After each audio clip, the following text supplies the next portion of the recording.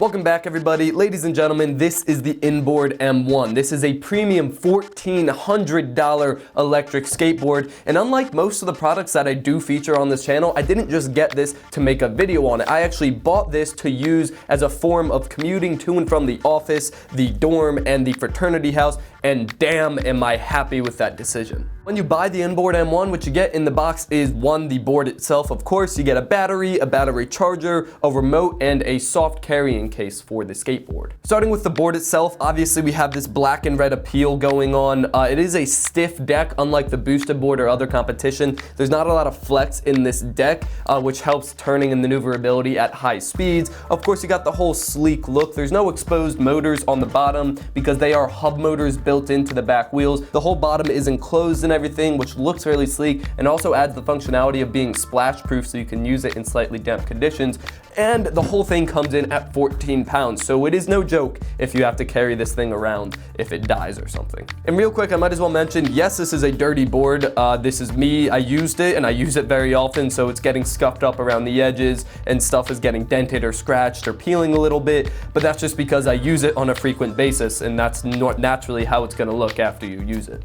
So moving on to the battery, it's in this compartment up here. You just twist this knob and pull the compartment off, and then boom, you can take the battery out. It's advertised at 7 to 10 miles. I would say accurately, I probably get 6 to 8 miles per charge. I've never tested it just like all in one run, and I have a hilly terrain, and it's never actually died on me in the middle of a ride, but around 6 to 8 miles is definitely correct. And because it's removable like that, you can actually get another battery and hot swap it in right in the middle of a trip and effectively double your range. Although keep in mind, another one of these batteries with another 7 miles will cost you $250. If that's worth it to you, definitely worth picking up, but I just actually carry around the charger and charge it wherever I go, so I don't need to have another battery. So this is the battery charger over here. It's pretty basic. As I mentioned, I carry it around with me and I charge from destination to destination to make sure I'm always on full battery. It probably always would make me back to the dorm, or the battery would get me back to the dorm. I never risk it. I always play it safe. It's a pretty simple power brick with an end over here, and then to plug it into the battery, it's just magnetic up here on this circular port, and it automatically attaches, and you can see it charging with the LEDs when it's actually plugged in. The advertised charge time is around 90 minutes, and I'd say that's accurate. I'll plug this in for an hour to 2 hours, and it'll get it full charged every time, so nothing really to worry about there. It's good that it does charge quickly.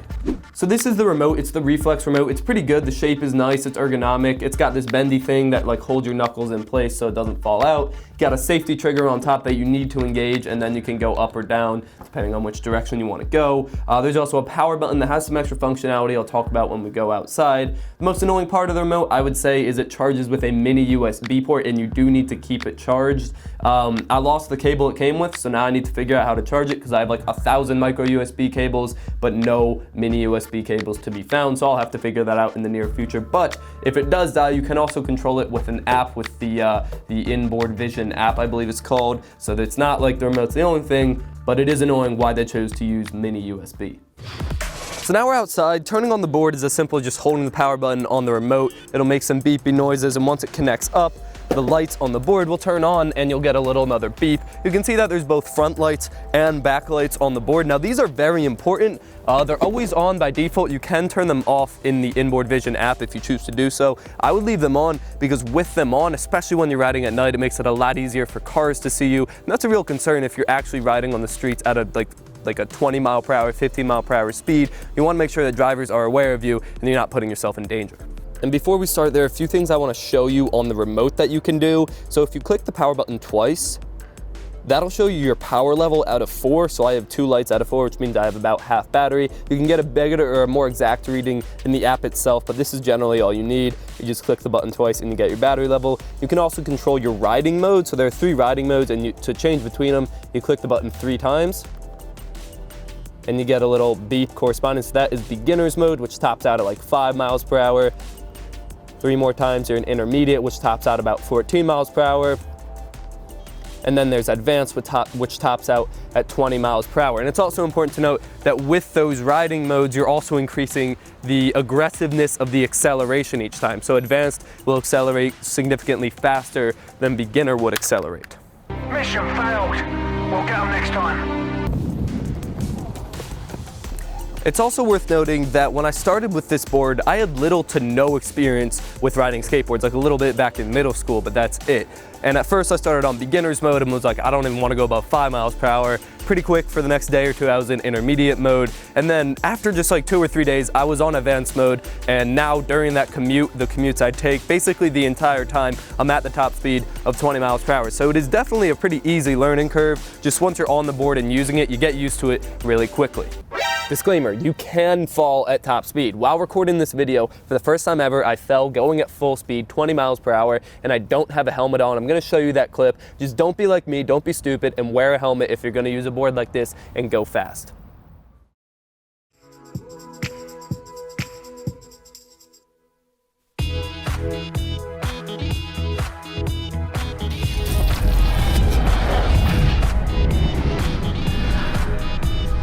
You stay classy, San Diego.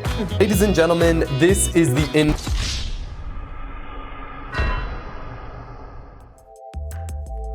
And that crash actually happened today. Fortunately, I'm wearing a lot of layers and these pants are very thick. They have a flannel inside. So other than just like a little scrape on my knee, I'm totally fine from the crash. But I mean, that could have been very bad. Going 20 miles per hour and falling with little to no form of protection is very bad. So safety is good. All right, so now that I'm on the board, there's a few things to mention. One is the hub motors definitely make noise.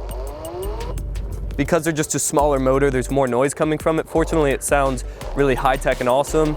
Second, you can see there when I'm like going like that, when you're going forward and you need to start reversing, its natural instinct is just to go to a brake and a stop, and then you kind of got to give it a nudge to start actually going backwards, because you're really only supposed to go in the direction of the white forward lights, but it can technically go both ways. And then onto acceleration.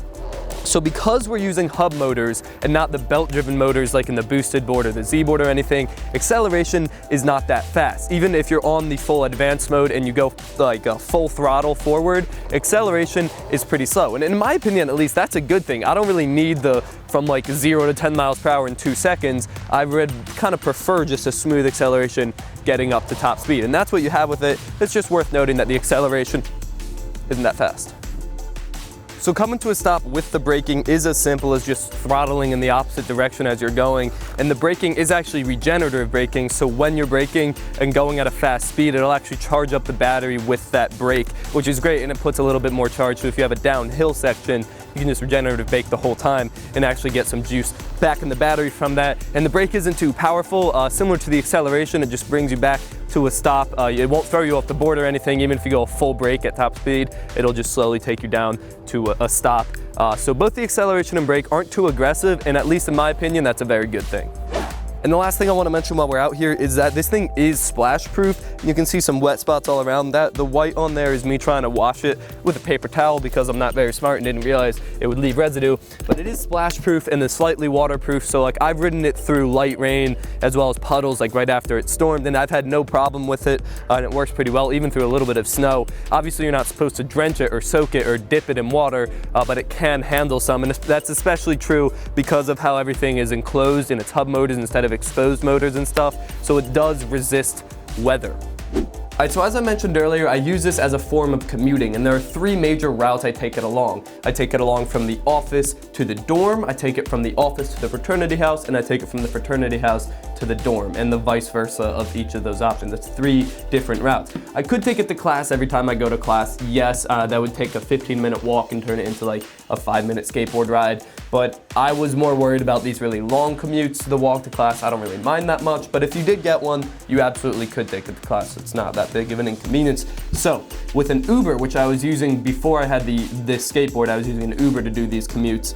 From the dorm to the office would be 9 minutes and $7. From the office to the fraternity would be a 6-minute drive, $5.80. And from the dorm to the fraternity would be a 6-minute ride, $5.80. Now with the Inboard M1, the dorm to the office is 11 minutes, which is 2 minutes more. Office to fraternity is 5 minutes, which is actually a minute less than Uber takes. And the dorm to fraternity is 6 minutes, which is about the same as the Uber. Now it's also important to know I wasn't including like clicking order on the Uber and then waiting. That was just pure drive time. So it's about equal in terms of how long it takes, but I'm no longer paying $6 every trip.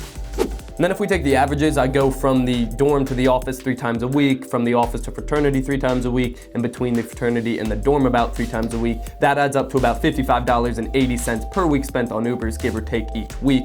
If I replace all of those rides with the Inboard M1, then it's gonna only take 25 weeks for the Inboard M1 to pay for itself with the $1,400 price tag. Now that's a long time it would need to survive those 25 weeks. That's not even including winter when it gets too cold to ride.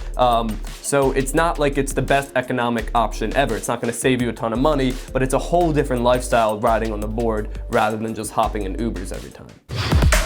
And that brings us to the hardest part of this video, conclusion time. Is this a cheaper economic alternative for me? If I actually use it consistently for a year and it doesn't break and it lasts that long, then yes, technically it would be economically beneficial because of the expenses associated with taking Ubers all the time. Is it faster than it would be taking Ubers? It's about even with Ubers, give or take, depending on the exact route and the hills and the traffic and whatnot. It's definitely more enjoyable than taking Ubers because you get to be outside and enjoy the weather and whatnot. But it's not significantly faster. So is it worth buying as a form of commuting from one place to another? And that really depends. I'm really into tech, so I would want this even despite the need for a mode of commuting to and from a place. So obviously it made sense for me because I wanted to check it out as a piece of technology anyway. If you're into tech and you like being on the bleeding edge of tech and you have a commute that you'd rather replace with a board, maybe you're in a city or something, it could be a great option. But if you're just looking to play around with it or looking to play with a new toy, I would probably try to just borrow it from a friend instead of dropping that $1,400 yourself. Anyway, that's gonna be it for this video. I will put my affiliate link to this to their website in the description below if you wanna go ahead and buy one yourself. Thank you for watching, subscribe to see more content, and as always, stay classy.